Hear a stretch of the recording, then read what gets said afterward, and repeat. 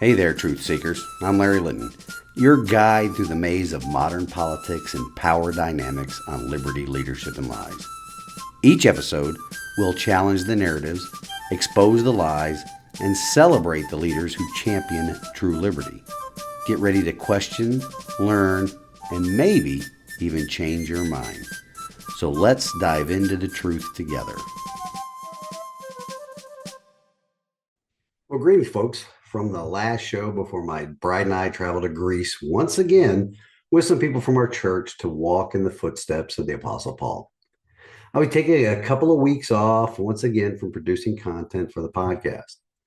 The main reason is that so I can be completely present in this trip with my wife. And another reason is I'm not bringing any equipment with me like I do when I travel for work. If you're a longtime listener, you may recall that Denise and I took this trip in May of last year. It was a replacement option for our trip to Israel that was canceled because of the Demon Savages Hamas attack there in October of 2023. Since we had purchased 4 tickets for that Israel trip, 2 for Denise and me and 2 for my daughter and her companion, well, we ended up using the 4 tickets for 2 trips to Greece because my daughter and her companion couldn't go for the second time. I'm sure Denise and I will see things this time around that we missed the last time we were there. And we have the added bonus of longtime friends going on this trip as well. We did make some good friends on the last trip, but don't get me wrong, but this is going to be with people we've broken bread with many times in the past. And that's going to be refreshing. Now, this show might be a little bit abbreviated as I'm taking care of a lot of last minute action items around the house before we leave, along with some work behind the scenes on a couple of projects that I'm involved with right now. There will be more on that when I return to producing content and putting together a few interviews. Today's show, though, it mostly deals with items that are central to Sevier County and the elected officials representing this part of the state at the local and state level. Keep this in mind, folks, as we lean in together today. It isn't just the left wing in our country that is working to destroy our state and our republic. The establishment is working hand in glove to do the same thing. There's going to be more on that in future episodes as well, as we work to support getting a true conservative over the finish line in the Tennessee gubernatorial race. Now, the so-called Republican representative that I lost the primary to last year, well, he's engaging in a bit of suppressing free speech, which is in violation of his oath. I'll go into the established case law that covers what Fred actually is doing to me and other constituents here in Sevier County and what I'm doing about it. Hopefully, my Sevier County audience will start asking Fred the hard questions about his suppression of free speech and how he is also violating his oath while he is engaging in the deleting of comments on his official Facebook page, in addition to outright blocking his constituents from even viewing his official Facebook page. Don't worry, though. You can ask him all the questions you want. He won't answer. He only answers to the Good Old Boy Network here in Sevier County, much as I warned you all he would do during the primary last year. I think that takes me up to another I told you so, maybe number 9 or so. Now, don't think that Fred is the only member of the Good Old Boy Network in Sevier County violating his oath of office. It wouldn't be a network if there were only one person doing it, right? The other Good Old Boy Network member violating their oath of office would be none other than the current sheriff. You know, we discussed his shenanigans in the past, but that was only in his role as the chairman of the Sevier County Republican Party. I hope many of you remember when I told the audience a few episodes back that if a person was willing to cheat or break the rules in one area of their life, they would be more likely to do the same in all areas of their life. So wait until you hear the little details about some recent comments made by Sheriff Hodges to the Sevierville Sunrise Rotary Club. We're going to dissect his statement and the hidden meaning behind it. I'll also talk about how he has supporters backing this statement, meaning there are people here in the county that love government coerced charity. And that government coerced charity comes at the expense of tax-paying citizens. So lean in with me today as we dive into a story that's got folks in Tennessee fired up and asking some tough questions about law enforcement, local economies, and the real price of illegal immigration, and elected officials, Republican elected officials, who violate their oaths and silence free speech. Welcome to Liberty, Leadership, and Lies, the podcast where we unravel the complex web of politics, power, and deception. Each week, we dive into the stories behind the headlines, exploring how liberty is eroded and the selfishness of our political leaders, as well as the lies that shape our world. Join us as we dissect the truth from fiction by examining the tactics used by the new aristocracy, the political class, at the local, state, and national levels of government as we dare to challenge the status quo. Get ready for thought-provoking discussions, exclusive interviews, and a journey into the heart of what really drives our society. Liberty, Leadership, and Lies, where your understanding of the world begins to change. Tune in every Monday morning and prepare to see beyond the veil. Before we begin this segment, ladies and gentlemen, I want to let you know that this show is the replacement for the show that ended up not being released because of technical issues while I was working in Wyoming. It's been a few weeks since the events I'm described happened today, but I feel it is important for people to understand that the threat to our liberty does not only come from the evil left-wing ideology.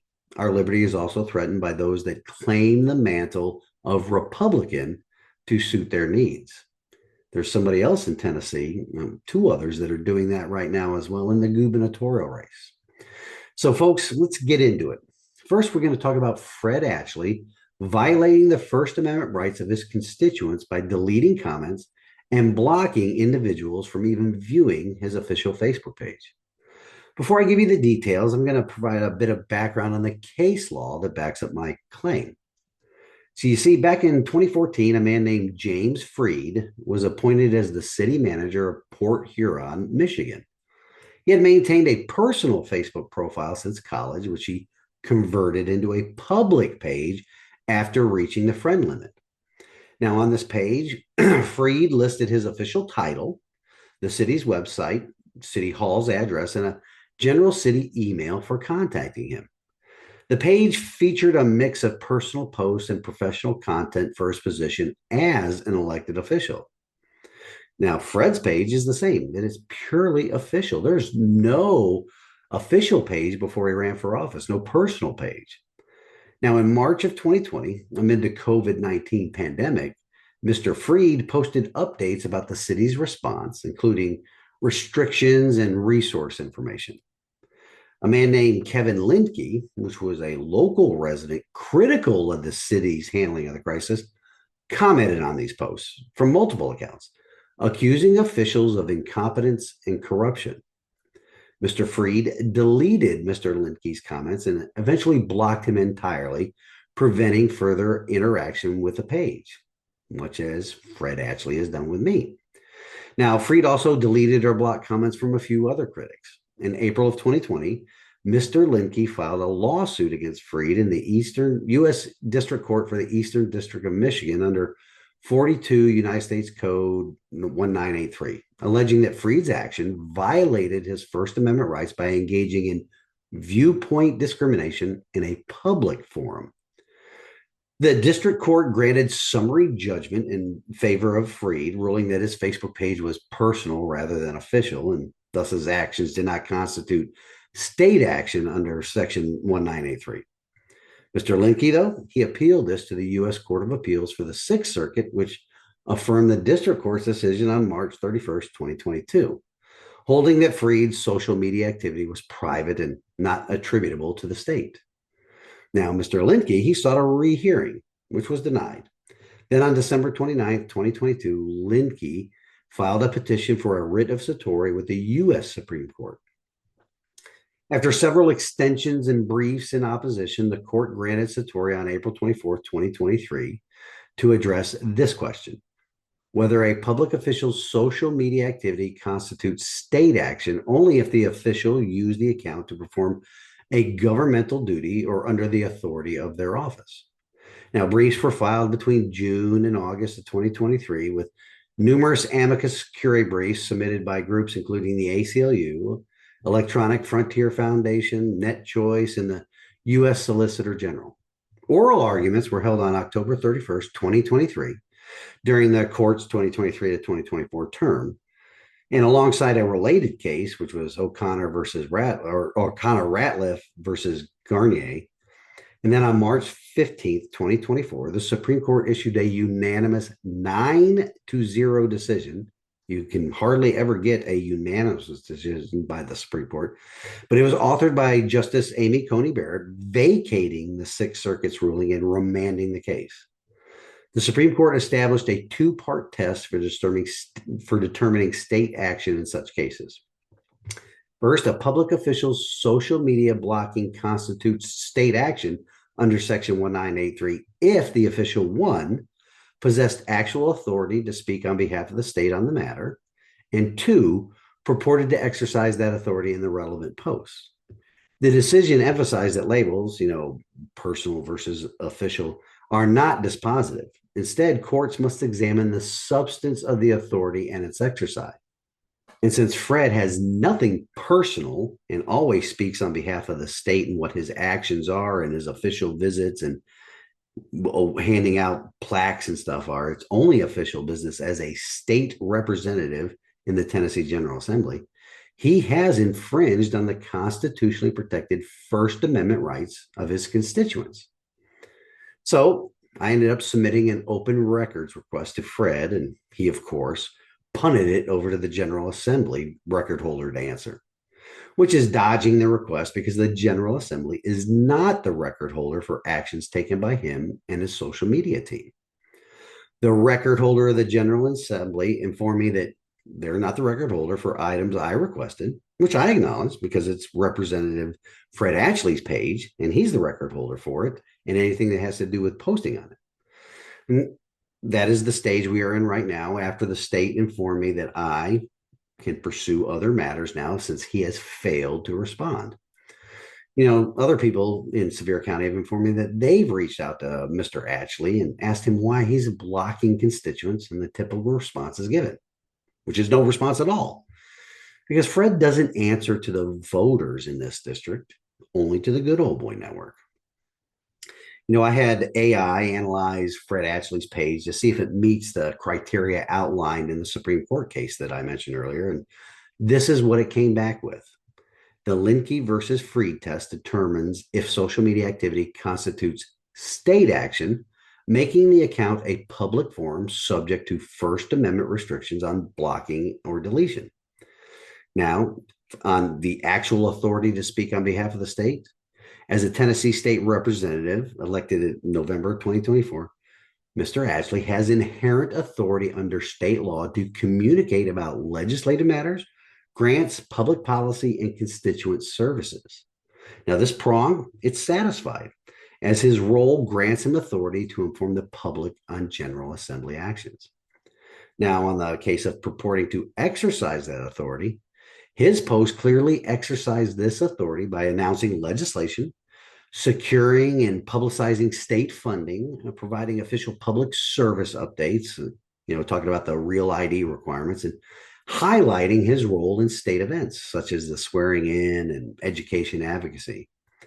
The page's description and content purport to represent his official duties, not personal views. Even if it started as a campaign page, it's been repurposed for governance, and it meets the criterion as courts examine specific posts rather than the account's origin. There was a companion case heard in 2024 by the Supreme Court, which I mentioned earlier, O'Connor Ratliff versus Garnier, that reinforces that accounts used as tools of governance, like official announcements and constituent engagement, which is something that Fred is afraid to do but uses social media for. Now, his page completely fits this definition with no mixed personal or official use evidence. And AI concluded that it does meet the criteria. His page meets the criteria for official social media account that cannot arbitrarily block individuals or delete their comments. It functions as a public forum under the Linkey versus Freed, where viewpoint-based restrictions would violate the First Amendment. Now, any moderation must be viewpoint neutral, meaning rules against spam or threats that are applied consistently and documented in a public policy. The policy for moderation is one of the items I requested in my open records request. Crickets from him and his team, and it's way past the 7 days required by law to respond. As I mentioned earlier, this story is still developing, and I will let you all know how it works out in the end. But just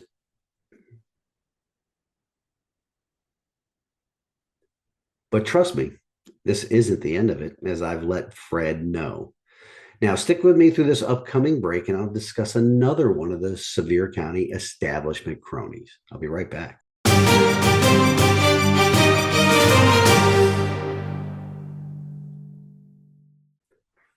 Welcome back, folks. Now, ladies and gentlemen, if you're new here, this podcast is all about shining a light on the principles of liberty that built this nation and calling out failed leadership in our government and exposing the lies that erode our freedoms. In this segment, we're going to dive into a local story that's got me and others across the state fired up because it hits right at the intersection of all three of those. We're going to break down some recent remarks from our own Sevier County Sheriff and current GOP Chairman, Michael Hodges, as reported in a Truthwire News article. I've previously shared this article on all of my social medias and on my website. I'm going to lay out the facts, connect the dots to his oath of office, and explain why this isn't just a policy disagreement. It's a potential violation of the solemn promise he made to uphold the law. Selective enforcement of the law isn't leadership. It's a lie that threatens our liberty. Let's start with the facts. A few weeks ago, Sheriff Hodges spoke at the Sevierville Sunrise Rotary Club, and his comments were posted on that group's Facebook page. He said his office is only targeting illegal immigrants who've committed crimes, specifically building a list of those with criminal histories to hand over to federal officials with violent offenders at the top.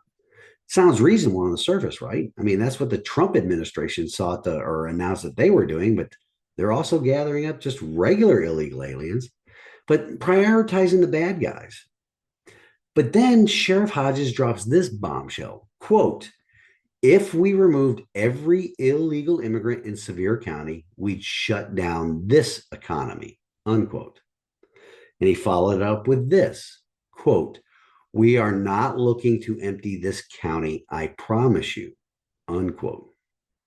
Whoa, just let that sink in. Our sheriff is openly admitting that our local economy, hotels, restaurants, landscaping, you name it, relies on illegal immigrant labor. And instead of seeing that as a problem to fix, he's using it as a reason to look the other way on broader enforcement. Critics in the article, and I count myself among them, say this prioritizes business profits over the rule of law and the livelihoods of hardworking Tennesseans. It's like saying, sure, crossing the border illegally is a crime, but as long as you're not violent, we'll let it slide because the tourist industry needs cheap workers. That's not enforcement. That's enabling a shadow economy that exploits people and undercuts citizens. Now, let me talk about why this matters on a deeper level. Sheriff Hodges' oath of office. As a Tennessee sheriff, he swore something very specific. According to state law and examples from counties across Tennessee, the oath goes like this: "I do solemnly swear to support the constitutions of Tennessee and the United States, and to faithfully perform the duties of the office of sheriff for Sevier County, Tennessee." There's also an additional clause about not promising or giving any rewards for the office, but the core is clear: support the constitutions and faithfully execute the duties. Remember, he said, "I promise you we're not looking to empty the county." So what are the duties of the sheriff? Sheriffs are the chief law enforcement officers in their counties. They're tasked with enforcing all laws, federal, state, and local, within their jurisdiction. That includes cooperating on immigration matters and upholding new state laws like House Bill 322 or Senate Bill 392, which went into effect on July 1st of this year. This is one of the toughest immigration laws in the country, folks.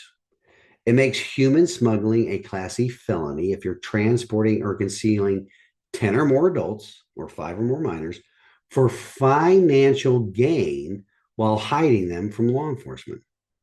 But it also creates a Class A misdemeanor for simply harboring or hiding anyone you know or should reasonably know is here illegally. That's a $1,000 fine per person. What's harboring you mean? Well, that means landlords renting apartments to illegals or employers hiring them because providing shelter or work helps them stay undetected.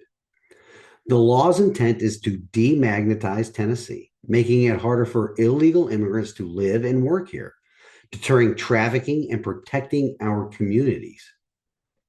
Supporters like me see it as a way to restore the rule of law. Opponents, which include most anti America First groups, have already sued in federal court, claiming it's vague or preempts federal authority. But until a court says otherwise, it's the law of the land in Tennessee. So, how does Sheriff Hodges' statement violate his oath? Well, let's break it down step by step. First, faithful performance of duties means enforcing the laws as written, not picking and choosing based upon economic convenience. By saying deporting all illegals would shut down the economy and promising not to empty the county, he's signaling he won't pursue full enforcement. That's selective enforcement at its worst. Immigration laws exist to protect our borders, our jobs, and our safety. Ignoring them for nonviolent illegals isn't compassion, it's dereliction. Remember, entering illegally is a federal misdemeanor the first time and a felony if repeated. How many does he know are here on their second or more times? He doesn't. He just wants to protect. And we'll get into who he's protecting. But under the new law, the new state law, businesses relying on that labor are harboring criminals. The sheriff might not face personal liability, as the article notes, but by turning a blind eye, he's effectively shielding those businesses from accountability. That's not supporting the constitutions, that's undermining them. Now, second, think about public safety, a core duty of any sheriff. Hodges says he's focusing on violent offenders, but the article points out a harsh truth. Not all threats start violent. Take the tragic case of Laken Riley, the Georgia nursing student murdered by an illegal immigrant with no prior violent record. But he did have prior brushes with the law. Illegals aren't vetted like legal immigrants or citizens. By admitting our economy depends on them and vowing not to remove them all, Sheriff Hodges is gambling with our safety. That's not faithful leadership. That's a lie to the people who elected him. Pretending limited enforcement keeps us secure when it really protects profit margins. Now, third, this ties directly to our liberty. Our founding principles in the Declaration and Constitution are about securing the blessings of liberty for ourselves and our posterity, not for those who break the law to get here. Tennesseans have a right to fair wages and job opportunities without competing against an exploitable underclass paid under the table. When businesses hire illegals, they depress wages, they avoid taxes, and they create unfair competition. That's not free enterprise. It's cronyism that erodes our economic liberty for citizens. Sheriff Hodges, as both lawman and GOP chair, should be championing that. Instead, his words suggest he's more interested in keeping the tourist dollars flowing than ensuring liberty for all. And here's some speculation on my part, folks. Many of these businesses in Sevier County that rely on illegal immigrant labor could very well be friends, campaign supporters, or even donors to the sheriff. In a tight-knit, tourist-driven community like ours, it's not uncommon for local power players in hospitality and construction to back the folks in office who keep things running smoothly for them. If that's the case, it starts to look less like objective law enforcement and more like protecting your buddy's bottom lines. Let's talk leadership, or the lack of it. As county GOP chair, Hodges represents Republican values like rule of law, secure borders, and putting Americans first. But his remarks sound like excuses from the political class we criticize, the new aristocracy that bends rules for special interests. True leadership means fixing problems, not excusing them. If the economy shuts down without illegal labor, then lead the charge to reform legal immigration, train local workers, or incentivize businesses to pay fair wages. Don't lie to us by saying we can't survive without breaking the law. And now, finally, the lies here are in the omission. Hodges hasn't responded to Truthwire's request for clarification, leaving us to wonder, whose side is he on? The citizens who deserve secure communities and honest work, or the businesses profiting from the status quo? This isn't just a slip up, it's a pattern we see too often in politics. Leaders swearing oaths they don't intend to keep. This pattern of selective enforcement isn't isolated to law enforcement. It's bleeding, or it has bled, into Sheriff Hodges' role as the chairman of the Sevier County Republican Party, where he has shown a similar disregard for rules and fairness. Take last year's primary elections in 2024, where I have proven many times over that he violated the Tennessee GOP bylaws by manipulating or endorsing one candidate out of a 3-candidate contested primary, all of it to favor a certain candidate, which in turn really sidelined the grassroots voices here in Sevier County. It's not just that. He's outright refused to hold regular general membership meetings, which are supposed to keep the party transparent and inclusive. Instead, he's consolidated power, making decisions behind closed doors that should involve all rank and file Republicans. This isn't leadership. It's a power grab that mirrors his immigration stance, where he picks and chooses what rules to follow based upon what's convenient for him and his allies. And then there was the biannual reorganization meeting for the county GOP back in March of this year. Sheriff Hodges, or Chairman Hodges, scheduled it smack in the middle of a Tuesday workday, March 25th, if you remember, right during business hours, when most working folks can't attend. This effectively limited participation from everyday Republicans who want a say in electing the county executive committee, stacking the deck for insiders and cronies. I was at that meeting. There were more people voting that had badges than there weren't. Now, if a person proves corrupt or self-serving in one aspect of their life, like bending party rules to maintain control, it's a safe bet they're doing it elsewhere, whether that's shielding business buddies from immigration enforcement or undermining democratic processes within the GOP. That's why Sheriff Hodges doesn't deserve re-election in 2026. And thank goodness he has a strong primary opponent in a Mr. Chad Ogle, who could bring some real accountability and put Sevier County conservatives first. I'm working on getting Mr. Ogle to come on the show so that the listeners here in Sevier County can see the stark differences between those two. Now, folks, this story is local, but it's a microcosm of national issues. If you're in Sevier County, reach out to the sheriff's office and ask for answers on everything I just discussed. Tell him to support the laws that protect our liberty. Demand from him accountable leadership and call out his lies. Well, that's enough for this week, folks. Stick with me through the break, and I'll be back with my closing thoughts and this week's wisdom from God's Word.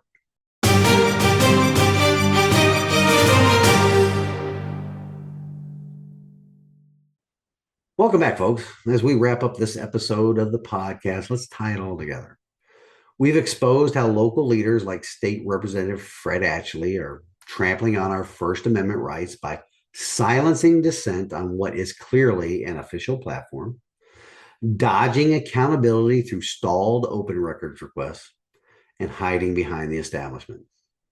And with Sheriff Hodges, we've seen a blatant betrayal of his oath through selective enforcement on immigration, shielding what might be his cronies in the business world, all while he and the rest of the good old boy network here in Sevier County are manipulating the county GOP organization to cling to power. These aren't isolated incidents. They're symptoms of a deeper rot where self-interest trumps service, lies masquerade as leadership, and liberty gets sacrificed on the altar of convenience. But remember, we the people hold the power to change that. Stay informed, speak out, Vote with principle in 2026 and never let the light of truth dim. This week's wisdom from God's word comes to us from the book of Numbers, chapter 30, verse 2. When a man makes a vow to the Lord or takes an oath to obligate himself by a pledge, he must not break his word, but must do everything he said. The people elected to represent the citizens of Sevier County have violated their oaths and probably do so in more instances than what I have described today. We don't have to tolerate it. We must vote them out of office. Thanks for leaning in today, folks. As a reminder, there won't be a new episode for a couple of weeks as I travel to Greece with my bride to once again walk in the footsteps of the Apostle Paul. Please subscribe to the podcast on Apple, Spotify, or wherever you listen. And join me on X, where my handles are at Larry for TN12 or at Lies Liberty. As always, you can also visit libertyleadershipandlies.com for more. And let's keep standing in the arena for liberty, leadership, and truth. God bless you. God bless Tennessee, and God bless America. Until next week, reveille, it's time to wake up.